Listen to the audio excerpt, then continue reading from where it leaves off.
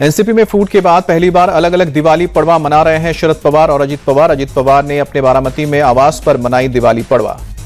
बारामती में शरद पवार के आवास पर लोग पहुंचे, दिवाली पड़वा के अवसर पर बधाई दी। शरद पवार के दिवाली समारोह में योगेंद्र पवार रहे मौजूद। अजित पवार के भाई श्रीनिवास भी शरद पवार के घर पहुंचे।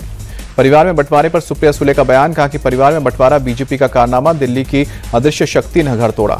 अजित पवार के बड़े बेटे पार्थ पवार का बयान, पार्टी टूटने के बाद पहली बार अलग अलग दिवाली मना रहे हैं। पार्थ पवार बोले कि अजित पवार ने नहीं कहा कि शरद पवार ने घर तोड़ा, अजित पवार ने कहा कि लोग कहेंगे हमारा घर तोड़ा। योगेंद्र पवार को लेकर बोले पार्थ पवार, योगेंद्र पवार मेरे पिता के सामने बहुत छोटे हैं, किसमें मैच्योरिटी है वो जनता जानती है। उद्धव ठाकरे को लेकर सीएम एकनाथ शिंदे का बड़ा बयान, बोले कि कांग्रेस से गठबंधन से पहले उद्धव ठाकरे को बहुत समझाया था, पार्टी बचाने के लिए बीजेपी के साथ मिलकर बनाई सरकार। उद्धव ठाकरे पर एकनाथ शिंदे का अटैक, कहा कि उद्धव निजी स्वार्थ मोहमाया में फंसे हैं, उन्हें बहुत समझाया, सीएम बनने की चाहत में उद्धव ने बीजेपी का साथ छोड़ा। महायुति के मुख्यमंत्री चेहरे पर सीएम शिंदे बोले, अभी मैं टीम लीडर हूं, हमारी टीम काम कर रही है, हमारी टीम में हर कोई बराबर है, हमारा लक्ष्य महायुति सरकार लाना और राज्य का विकास है। चाइना एनसी को लेकर अरविंद सावंत की टिप्पणी को सीएम शिंदे ने बताया दुर्भाग्यपूर्ण, कहा कि बालासाहब ठाकरे अभी होते तो सोचो तो सच में मुंह तोड़ देते, सभी बहनें चुनाव में ऐसे लोगों को जरूर सबक सिखाएंगी। अरविंद सावंत के खिलाफ एफआईआर दर्ज, चाइना एनसी बोली अभद्र भाषा फैलाने वालों पर कानून एक्शन होगा। चाइना एनसी ने कहा कि महाविनाश अघाड़ी महिलाओं का सम्मान नहीं करती है, महाराष्ट्र की महिलाएं इसका मुंहतोड़ जवाब देंगी। बयान पर बवाल के बाद बोले अरविंद सावंत, मैंने किसी महिला का नाम नहीं लिया, मेरी कही पूरी बात नहीं दिखाई गई।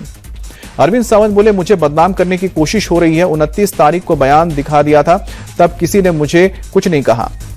5 नवंबर से चुनाव प्रचार की शुरुआत करेंगे उद्धव ठाकरे, कुल 15 चुनावी सभा को संबोधित करेंगे, लगातार 6 दिनों तक करेंगे चुनाव प्रचार। बीजेपी के बागियों पर बोले डिप्टी सीएम देवेंद्र फडणवीस, हम सभी को समझाने के लिए कोशिश करेंगे। पीएम मोदी और कांग्रेस अध्यक्ष मल्लिकार्जुन खड़गे के बीच सोशल मीडिया पर बार पलटवार जारी। पीएम मोदी के पोस्ट के बाद खड़गे ने फिर एक्स के जरिए निशाना साधा।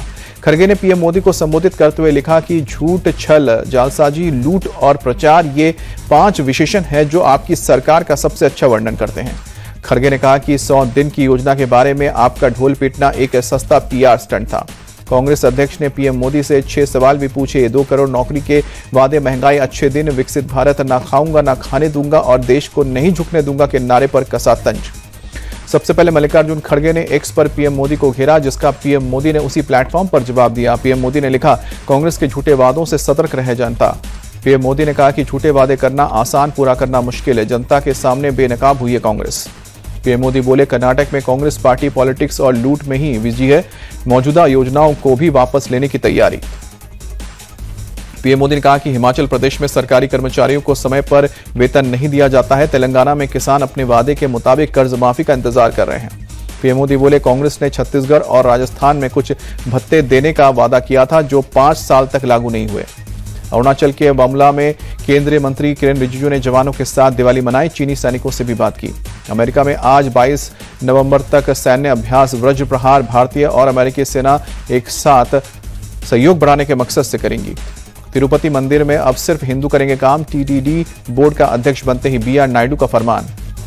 तिरुमला तिरुपति देवस्थानम बोर्ड के फरमान पर एआईएमआईएम प्रमुख ओवैसी का निशाना, कहा कि मोदी सरकार वक्फ बोर्ड और वक्फ काउंसिल में नॉन मुस्लिम की एंट्री अनिवार्य करना चाहती है। पूर्ण करने की बात सामने आई। दिल्ली में एयर क्वालिटी में मामूली सुधार के बावजूद कई इलाकों में एयर क्वालिटी बहुत खराब कैटेगरी में। आनंद विहार में AQI सबसे ज्यादा 380, वजीरपुर, विवेक विहार, आरके पुरम जैसे कई इलाकों में आज भी प्रदूषण ज्यादा, इन इलाकों में AQI 300 के पार।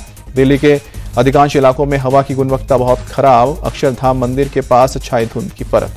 बंगाल के बीरभूम में ठंड का असर दिखना शुरू, शहर के कई हिस्सों में धुंध छाई। बॉर्डर गावस्कर ट्रॉफी से पहले टीम इंडिया की तरफ से आई बड़ी खबर, पर्थ टेस्ट से पहले भारत नहीं खेलेगा अपना इंटर स्क्वाड मैच। 14 नवंबर को भारत को इंडिया ए से खेलना था इंटर स्क्वाड मैच। रिपोर्ट्स के मुताबिक भारतीय मैनेजमेंट ने इंट्रा स्क्वाड मैच की जगह ट्रेनिंग सेशन को दी है ज्यादा तवज्जो। टीम इंडिया के ट्रेनिंग सेशन में सीनियर खिलाड़ियों पर रहेगी कोच गौतम गंभीर की नजर। पाकिस्तान के पूर्व कैप्टन वसीम अकरम की भारत से खास अपील, कहा कि चैंपियंस ट्रॉफी खेलने के लिए पाकिस्तान आए टीम इंडिया। एक इंटरव्यू में वसीम अकरम बोले, बीसीसीआई और भारत सरकार की तरफ से मिल रहा है पॉजिटिव रिस्पांस। लाहौर में अगर टीम इंडिया खेलेगी तो पाकिस्तानी आवाम खुश होगी। आईपीएल रिटेंशन लिस्ट के बाद सामने आया राजस्थान रॉयल्स के हेड कोच राहुल द्रविड़ का बयान।